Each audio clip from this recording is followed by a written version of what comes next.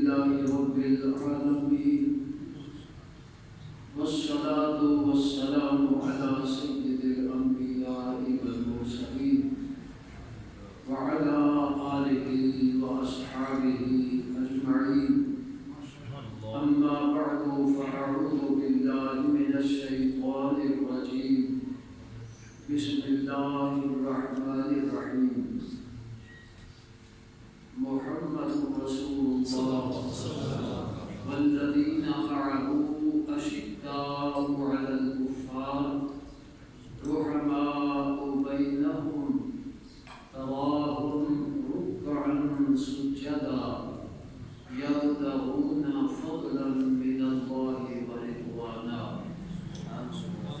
قال الله تبارك وتعالى في مقام آخر: والذين آمنوا وهاجروا وجاهدوا في سبيل الله والذين آووا ونصروا أولئك هم المؤمنون حقا لهم مغفرة ورزق كريم. صدق الله مولانا العظيم وصدق رسوله النبي الكريم الأمين ونحن على ذلك لمن الشاهدين والشاكرين والحمد لله رب العالمين. درود و سلام سارے حضرات بابا سے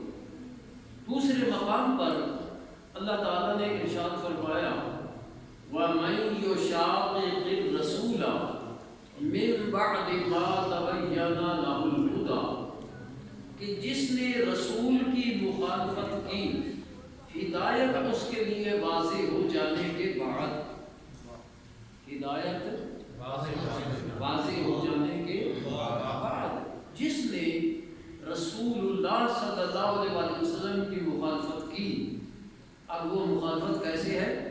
وَيَتَّبِعْ غَيْرَ سَبِيلِ الْمُؤْمِنِينَ، اور مومنوں کا راستہ چھوڑ کر اور راستے کی پیروی کر لی. مومنوں کا راستہ چھوڑ کر اور راستے کی پیروی کر لی. نُوَلِّهِ مَا تَوَلَّىٰ، ہم اس کو پھرنے دیں گے جدھر وہ پھرتا ہے. وَنُصْلِهِ جہنم، اور ہم اس کو جہنم میں داخل کریں گے. کس کو؟ جو جماعت مومنین کا راستہ چھوڑ کر اور راستہ اختیار کرے گا، وہ جدھر پھرتا ہے ہم اس کو پھرنے دیں گے. لیکن چونکہ مومنوں کا راستہ چھوڑ کر اس نے اور راستہ اختیار کیا تو ہم اس کو کیا کریں گے؟ نُصْلِهِ جہنم، اس کو جہنم میں داخل کریں گے. وَسَاءَتْ مَصِيرًا، اور وہ کیا ہے؟ لوٹنے کی جگہ. یہ دوسری آیت ہے. ایک آیت وہ ہے جس کا سورہ فاتحہ میں ہمیں ہر نماز کی ہر رکعت میں پڑھنے کا حکم دیا گیا ہے، اور اس میں سورہ فاتحہ شریف میں ایک دعا ہے. وہ دعا کیا ہے؟ اہدنا الصراط المستقیم، یا اللہ ہمیں سیدھے راستے پہ چلا، ہمیں سیدھے راستے. اب وہ سیدھا راستہ بتا بھی دیا. وہ کون سا راستہ ہے؟ صراط الذین انعمت علیہم، ان لوگوں کا راستہ جن پر یا اللہ تو نے انعام فرمایا. اب یہ جو اللہ زینہ ہے، صراط اللہ زینہ، یہ اللہ زینہ علماء جو جانتے ہیں. آپ لوگوں کے لیے ایک گرامر کی بات کرنے لگا ہوں. اللہ زی آتا ہے واحد کے لیے. اللہ زی کس کے لیے آتا ہے؟ واحد کے لیے. اور اللہ زانے تسنیہ کے لیے، دو کے لیے. اور اللہ زینہ جمع کے لیے. اللہ زینہ جمع کے لیے، یعنی صراط اللہ زینہ. تو اللہ زینہ ایک جماعت ہوئی نا، کہ یا اللہ اس جماعت کے راستے پہ ہمیں چلا جن پر تیرا انعام ہے. جن پر تیرا وہ جماعت. اب اس میں بھی گویا کہ مانگنے کا حکم بھی دیا کہ مجھ سے راستہ سیدھا مانگو، اور یہ بھی بتا دیا کہ وہ سیدھا راستہ ہے کون سا؟ وہ اس جماعت کا راستہ ہے جس جماعت پر اللہ تعالیٰ کا انعام ہے. اب جو اس جماعت سے جدا ہوا وہ گمراہ ہو گیا. یہ تو قرآن کی آیتیں، اور بھی بہت ساری آیتوں سے یہ مفہوم سمجھ آتا ہے، لیکن ان 3 آیتوں پر میں اکتفا کرتے ہوئے اب حدیث کی طرف آتا ہوں. حدیث پاک میں آیا، حدیث پاک میں یہ آیا کہ رسول پاک علیہ السلام نے فرمایا اتبعوا السواد الاعظم، کہ تم بڑی جماعت کی اتباع کرو.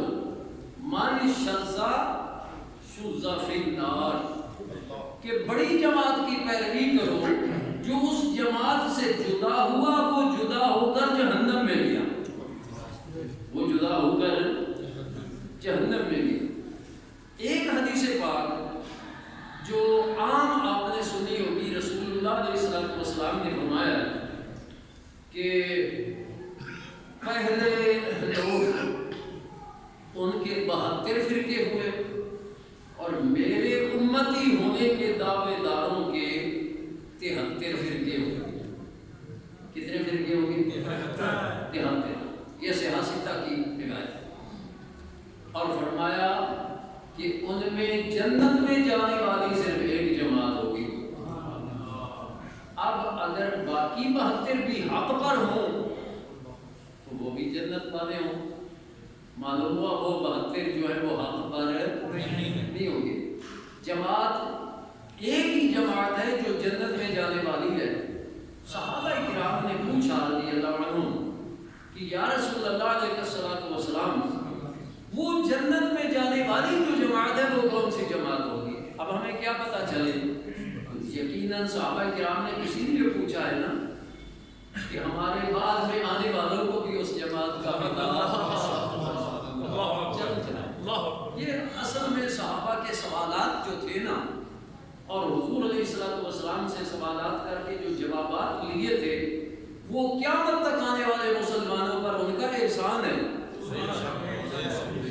رسول پاک علیہ السلام سے جب یہ سوال ہوا کہ وہ جماعت کون ہے جو جنت میں جانے والی ہے، تاکہ ان بہادروں سے بچیں جو جنت میں جانے والے نہیں ہیں، اور اس ایک جماعت کے ساتھ وابستہ رہے جو جنت میں جانے والی ہے، اور رسول پاک علیہ السلام نے فرمایا جنت میں جانے والی وہ جماعت ہے ما انا علیہ و صحابی، کہ جو میرے طریقے پر اور میرے صحابہ کے طریقے پر چلنے والے ہوں۔ ما انا علیہ و اصحابی، کہ وہ لوگ جو اس طریقے پر چلنے والے ہیں جس طریقے پر میں ہوں اور میرے صحابہ ہیں۔ اب یاد رکھیے کہ ابھی صحابہ کرام یعنی موجود تھے کہ کچھ وہ لوگ جو صحابی نہیں تھے اور غیر صحابی تھے، انہوں نے دعویٰ تو یہی رکھا کہ ہم مسلمان ہیں، بلکہ یہ دعویٰ کیا کہ اصل مسلمان ہم ہیں، ہم اہل توحید ہیں، لیکن انہوں نے دوسرے مسلمانوں کو کہا یہ مشرک ہے۔ علی المرتضیٰ اور ان کے ساتھی بھی نعوذ باللہ مشرک ہیں، حضرت امیر معاویہ رضی اللہ عنہ اور ان کے ساتھی بھی مشرک ہیں، حتیٰ کہ ان خارجیوں نے جو مسلمان آتا اس کو قتل کر دیتے، اس کا مال چھین لیتے، کہتے یہ مشرک ہم نے مارا ہے اور مال غنیمت ہے۔ وہ اس طرح سیدنا علی المرتضیٰ رضی اللہ تعالیٰ عنہ نے ان کو بڑی سمجھانے کی کوشش فرمائی، خیر وہ نہیں سمجھے۔ جب قرآن کے دلائل سے بھی وہ نہیں سمجھے نا، تو حضرت علی المرتضیٰ نے رضی اللہ تعالیٰ عنہ ان کے خلاف جہاد کیا، جہاد کر کے ان کی لاشوں کے ڈھیر لگ گئے۔ وہ جو اس جماعت سے جدا ہونے والے تھے، جو اپنے آپ کو اہل توحید کہتے تھے اور صحابہ کرام کو اور مومنین کو مشرک کہتے تھے، ان کی لاشوں کے ڈھیر لگ گئے، اور حضرت سیدنا علی المرتضیٰ رضی اللہ تعالیٰ عنہ کی جماعت میں سے صرف 2 آدمی شہید ہوئے، صرف 2 آدمی شہید۔ اب وہ جو اپنے آپ کو اہل توحید کہتے تھے، وہ تو اپنے آپ کو تو اہل توحید کہتے تھے نا، لیکن صحابہ کرام نے، مسلمانوں نے ان کو اہل توحید نہیں مانا، بلکہ ان کا نام خارجی رکھا۔ کیا نام رکھا؟ خارجی کا لفظی معنی ہے خارج ہونے والا۔ تو وہ کس سے خارج ہوئے؟ مومنوں کی جماعت سے، اہل حق کی جماعت سے خارج ہوئے۔ اسی طرح یہ ایک جماعت تھی جو سب سے پہلے جو بڑی جماعت سے خارج ہوئی ہے نا، ان کو خارجی کہا گیا۔ پھر ایک یہودیوں نے سازش کی مسلمانوں کے خلاف کہ مسلمانوں کو ہم ویسے فتح نہیں کر سکتے۔ کچھ لوگ جو انہوں نے دین کا علم بھی پڑھایا، آج بھی کچھ ایسے ادارے ہیں جہاں کافر اپنے لوگوں کو قرآن بھی پڑھاتے ہیں، تفسیر بھی پڑھاتے ہیں، حدیث بھی پڑھاتے ہیں، فقہ بھی پڑھاتے ہیں، وہ علم حاصل کر لیتے ہیں لیکن رہتے وہ اپنے ہی مذہب پر ہیں، اور اسلام کو نقصان پہنچانے کے لیے وہ اپنے اداروں میں ان لوگوں کو پڑھاتے ہیں۔ ان یہودیوں نے سب سے پہلے یہ کام کیا تھا کہ اپنے میں ایک ایسی جماعت بنائی جن کو تفسیر حدیث اس کا علم دیا، اور ان کو مسلمانوں کو توڑنے اور آپس میں جدا کرنے کی ذمہ داری ان کو دی۔ ان کا جو بڑا سربراہ تھا اس کا نام تھا عبداللہ بن سبا۔ کیا نام تھا؟ وہ بظاہر مسلمان ہو گیا، اس کے ساتھ اور بھی ایک پوری جماعت تھی مسلمان ہو گئے۔ انہوں نے جھوٹی گھڑی حدیثیں بنائیں، من گھڑت روایتیں بنائیں، اور سب سے پہلے یہ انہوں نے یہ نظریہ پیش کیا کہ اہل بیت اور ہیں، صحابہ اور ہیں، اور خلافت کے حقدار اہل بیت تھے، صحابہ خلافت کے حقدار نہیں تھے۔ لہذا انہوں نے کہا کہ خلافت کا حقدار تو علی المرتضیٰ ہے، اور انہوں نے اپنے آپ کو محبان اہل بیت کہا کہ ہم اہل بیت کے محب ہیں، ہم اہل بیت کے حقوق کے محافظ ہیں، اور صدیق اکبر رضی اللہ عنہ، فاروق اعظم، عثمان غنی رضی اللہ عنہ کو نعوذ باللہ انہوں نے غاصب قرار دیا۔ حالانکہ جب ابو بکر صدیق کی خلافت تھی تو علی المرتضیٰ ان کے پیچھے نمازیں پڑھتے رہے، جب فاروق اعظم رضی اللہ عنہ کی خلافت تھی تو علی المرتضیٰ ان کے پیچھے نمازیں پڑھتے رہے، عثمان غنی رضی اللہ تعالیٰ عنہ کی خلافت تھی تو علی المرتضیٰ رضی اللہ عنہ ان کے پیچھے نمازیں پڑھتے رہے، اور صدیق اکبر کے بارے میں جب علی المرتضیٰ سے پوچھا گیا رضی اللہ عنہ کہ ہمیں کوئی صدیق اکبر کی فضیلت سناؤ، تو وہ کہنے لگے اس شخصیت کی فضیلت مجھ سے پوچھتے ہو جس کو اللہ تعالیٰ نے جبریل کی زبان پر صدیق فرمایا، جس کو اللہ تعالیٰ نے اپنے محبوب کریم علیہ السلام کی زبان پر صدیق فرمایا۔ پھر علی المرتضیٰ رضی اللہ عنہ سے پوچھا گیا کہ آپ کو خلیفہ کیوں نہیں بنایا گیا، آپ کیوں نہیں خلیفہ بنے، صدیق اکبر کو کیوں خلیفہ بنایا گیا؟ تو صدیق حضرت علی المرتضیٰ رضی اللہ تعالیٰ نے جواب دیا کہ حضور علیہ السلام نے جب صدیق اکبر کو اپنے مصلی پہ کھڑا کیا تھا اور اپنے مقتدیوں کا امام صدیق اکبر کو بنانے کا حکم دیا تھا، اس وقت میں موجود تھا، غائب نہیں تھا، میں تندرست تھا، میں بیمار نہیں تھا۔ اگر حضور علیہ السلام مجھے حکم دیتے مصلی پہ کھڑا ہونے کا تو میں کھڑا ہوتا، رسول پاک علیہ السلام نے مجھے حکم نہیں دیا، اپنے مصلی پر حضور نے صدیق اکبر کو کھڑا کیا۔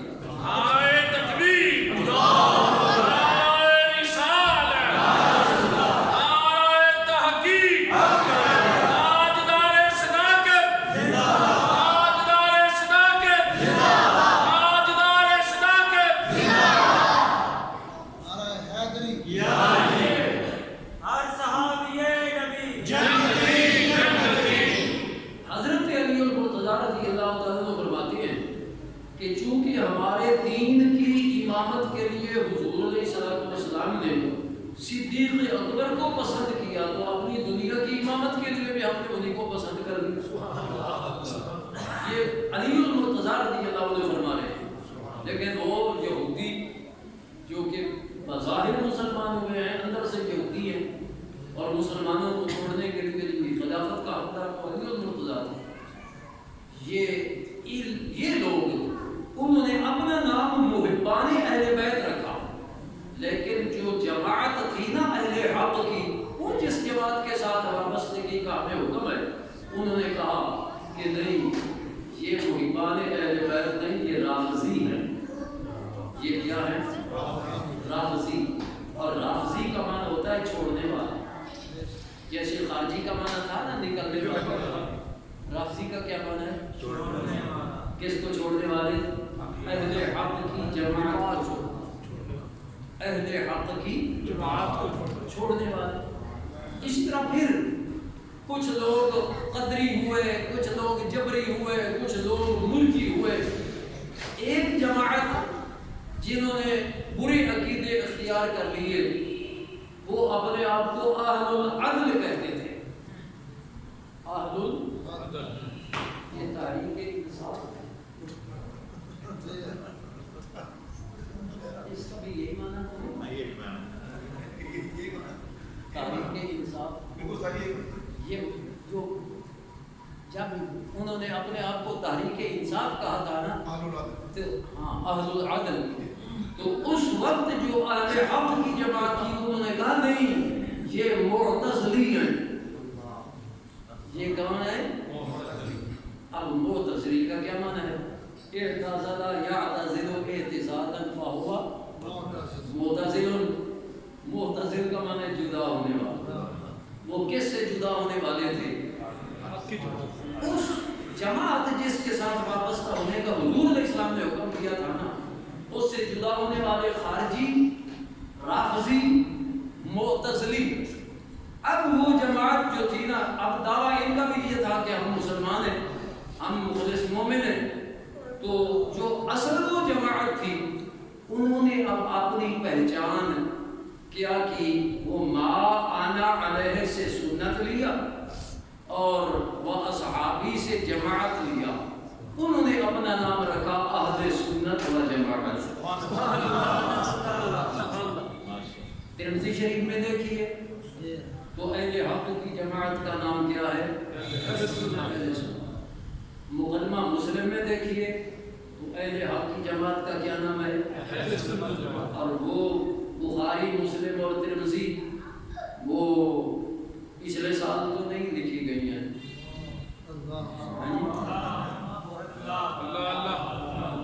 5 سال پہلے تو نہیں لکھی گئی. وہ کس دور میں لکھی گئی ہے؟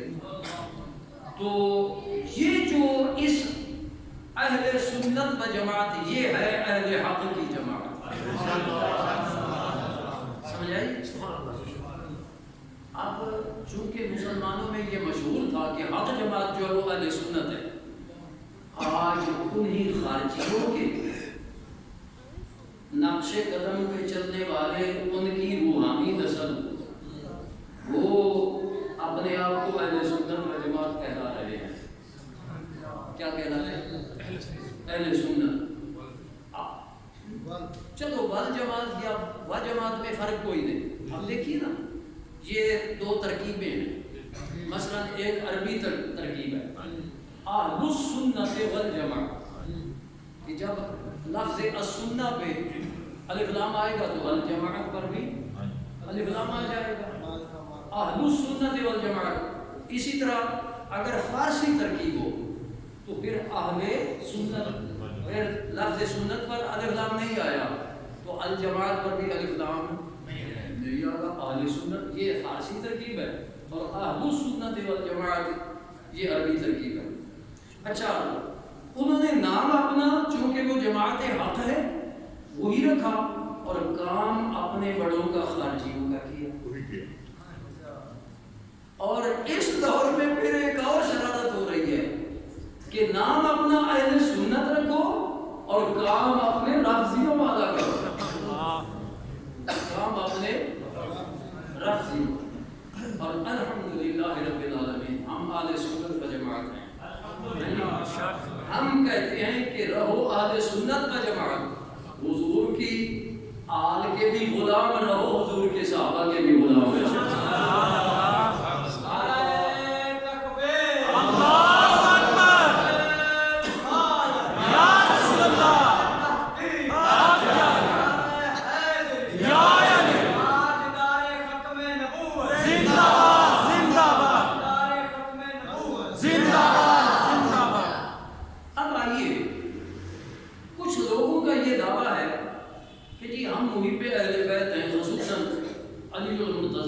رضی اللہ تعالیٰ عنہ کے بڑے فضائل بیان کریں گے، بلکہ ان کا نظریہ یہ ہے کہ علی المرتضیٰ نبیوں سے بھی افضل ہیں. نبیوں سے بھی. لیکن اجماع امت ہے کہ اللہ تعالیٰ نے اپنے بندوں میں سب سے افضل اپنے نبیوں کو فرمایا.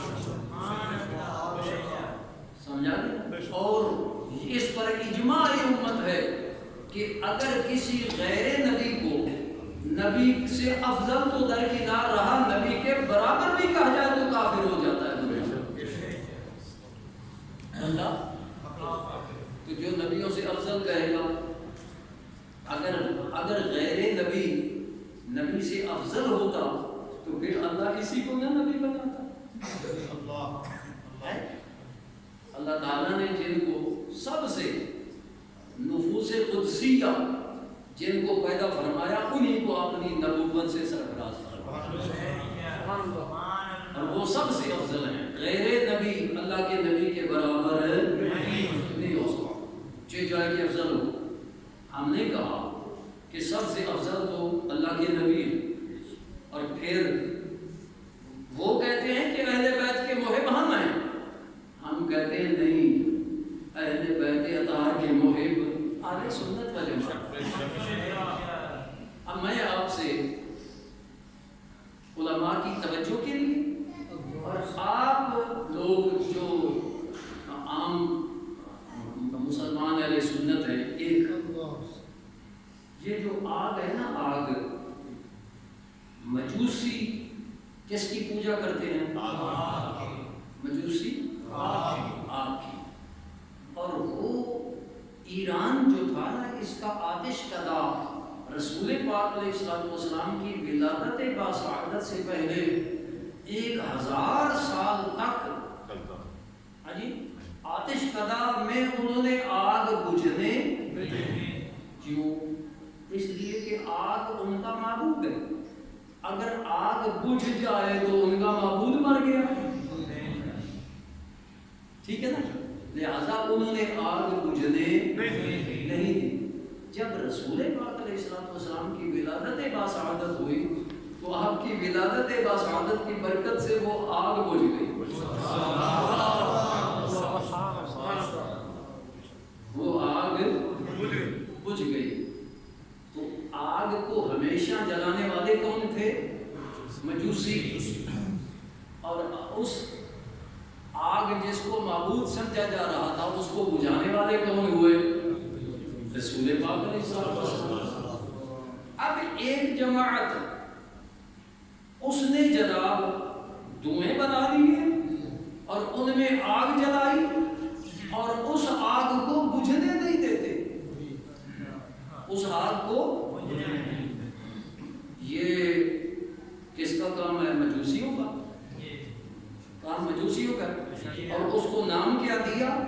یہ آپ شہری لوگ ہیں، پتہ نہیں آپ کو بھی پتہ ہوگا، اس کو کہتے ہیں علیدہ ماچ۔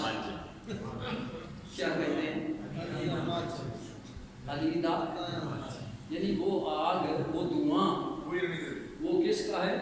علی کا۔ لا حول ولا قوت الا باللہ۔ بھائی کسیرا میسر نہ شدگی سعادت، بکعبہ ولادت بمسجد شہادت۔ جو پیدا بھی کعبے میں ہو، شہادت بھی مسجد میں ہو۔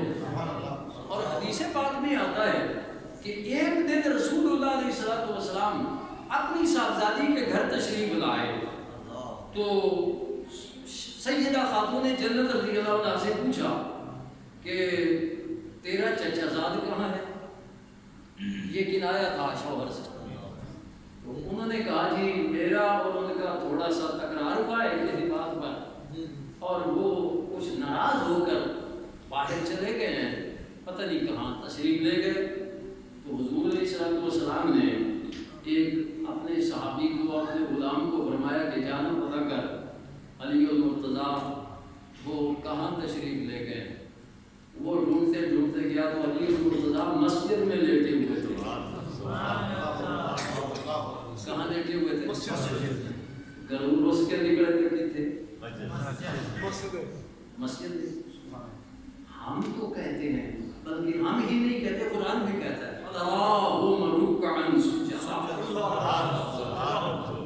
کہ میرے محبوب کریم علیہ السلام کے وہ غلام جب بھی ان کو دیکھو یا رکوع میں ہوں گے یا سجدے میں ہوں گے۔ وہ کس میں ہوں گے؟ رکوع میں یا سجدے میں ہوں گے۔ یہ علی المرتضیٰ کی شان ہمارے نزدیک ہے، یہ وہ شان ہے جو قرآن کریم نے بیان کی ہے، اور انہوں نے علی المرتضیٰ کو دھوئیں پہ بٹھا دیا۔ نعوذ باللہ من ذالک۔ بڑے عرصے کی بات ہے، پتہ نہیں اب بھی وہاں ہے یا نہیں۔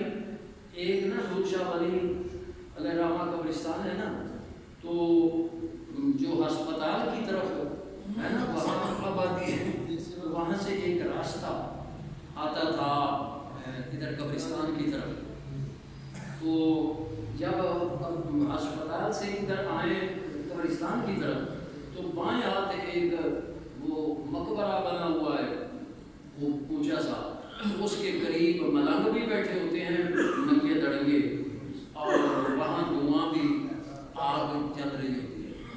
تو وہ اس وقت میں تکڑا تھا، ہسپتال سے میں واپس آیا یا کہاں سے واپس آیا، میں نے کہا پیدل ہی اب گھر چلتے ہیں۔ تو میرے آگے ایک سائیکل والا نوجوان تھا، وہ جب اس دھوئیں کے قریب آیا نا تو وہاں ایک ننگا آدمی بیٹھا تھا، اس نے سائیکل کھڑا کیا اور جا کر اس کے گوڈے کو ہاتھ لگایا اور پھر اپنے ماتھے پہ ہاتھ لگایا، پھر آ کر سائیکل لیا اور جانے لگا۔ اتنے تک میں بھی قریب پہنچ گیا تھا۔ میں نے کہا بیٹا ٹھہرو نا نوجوان، یہ آپ نے کیا کیا ہے؟ وہ کہنے لگا جی یہ بابا پہنچا ہوا ہے۔ سلام کیا، بابا سلام پہنچا ہوا ہے۔ تو وہ بابا ننگا تھا جو پہنچا ہوا۔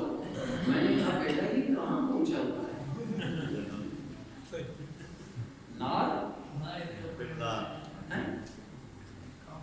کہاں پہنچا ہوا ہے؟ ایلن نار۔ یہ ہے اس کو مچ علی دا مچ، بھئی علی کا کیا تعلق ہے اس آگ سے؟ نبی کریم علیہ السلام نے ہمیں فرمایا کہ کھانا پکانا اس کے لیے آگ جلانے کی گھر میں ضرورت ہوتی ہے، اور فرمایا جب سونے لگو تو آگ کو بجھا کر سونا، آگ کو جب ضرورت ہو کھانا پکانے کی جلاؤ، جب ضرورت پوری ہو جائے تو بجھا دو، جلتی نہ رہنے دینا۔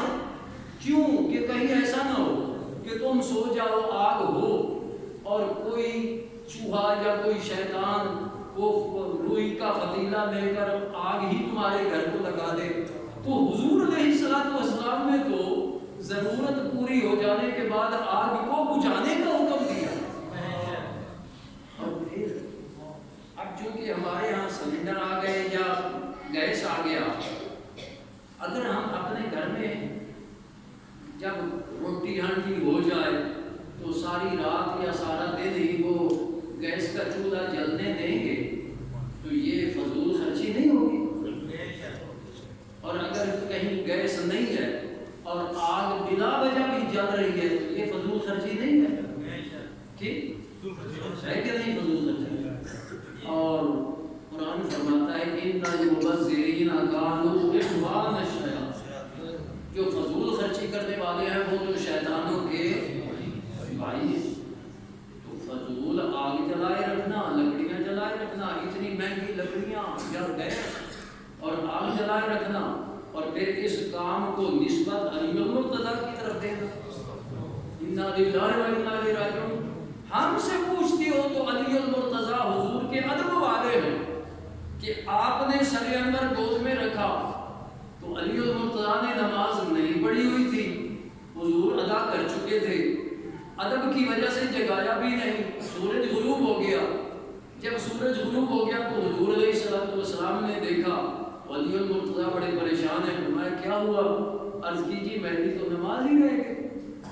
تو حضور علیہ السلام نے فرمایا چلو قضائی، یہ یاد رکھیے اگر ہماری نماز قضا ہو جائے اور ہم وہ وقت کے بعد پڑھ لیں قضا اور اللہ تعالیٰ سے معافی مانگے یا اللہ معاف کر دینا تو معاف ہو جاتا ہے کہ نہیں؟ بولیے نا یار، معافی مل جاتی ہے؟ ولی المرتضیٰ کو نہ معافی ملتی جو حضور کی خدمت میں نماز جن کی رہ گئی، لیکن وہ کہتے ہیں نہیں حضور پیچھے پتہ نہیں میرے نام لیوا کتنے لوگ ہوں گے اور وہ نماز تو نہیں پڑھیں گے، مجھے منسوب کریں گے اس دھوئیں کی طرف۔ میں تو اپنی زندگی کی ایک بھی نہیں قضا کرنا چاہتا، واپس آنا چاہیے، میں تو پڑھ کے یہاں آرام کروں گا۔ ہمارے نزدیک تو علی المرتضیٰ یہ ہے رضی اللہ تعالیٰ عنہ، دنیا کا سب سے بہادر ترین شخص اس کا نام علی المرتضیٰ ہے، اور جس کو خلافت اللہ بھی دے، اللہ کا نبی بھی دے، وصی رسول اللہ ہے وخلیفتہ بلا فصل، جس کو اللہ خلافت دے، جس کو اللہ کا نبی خلافت دے، اور پھر وہ صدیق اکبر سے ڈر کر ان کو خلافت دے دے، جس سے خلافت عمر چھین لے، جس سے خلافت عثمان غنی چھین لے، اور وہ بزدل ہوگا یا بہادر ہوگا؟ تم نے علی المرتضیٰ کو بزدل بنا رکھا ہے، ہم کہتے ہیں شیر خدا اسد اللہ الغالب علی المرتضیٰ کا نام ہے۔ اسد اللہ شیر، اور صرف اسد اللہ نہیں، اسد اللہ الغالب۔ تو بتائیے علی المرتضیٰ کو ماننے والے سنی ہیں کہ دوسرے؟ بس اللہ تعالی ہمیں مذہب حق اہل سنت و جماعت کا استقامت نصیب فرمائے، اس پیارے مذہب کے ثابت قدم رہنا، اللہ اسی پہ ہمیں خاتمہ نصیب فرمائے۔ نعرہ تکبیر، نعرہ رسالت، نعرہ تحقیق، نعرہ تحقیق، نعرہ حیدری، نعرہ غوثیہ، مقدس اعظم پاکستان، فیضان محدث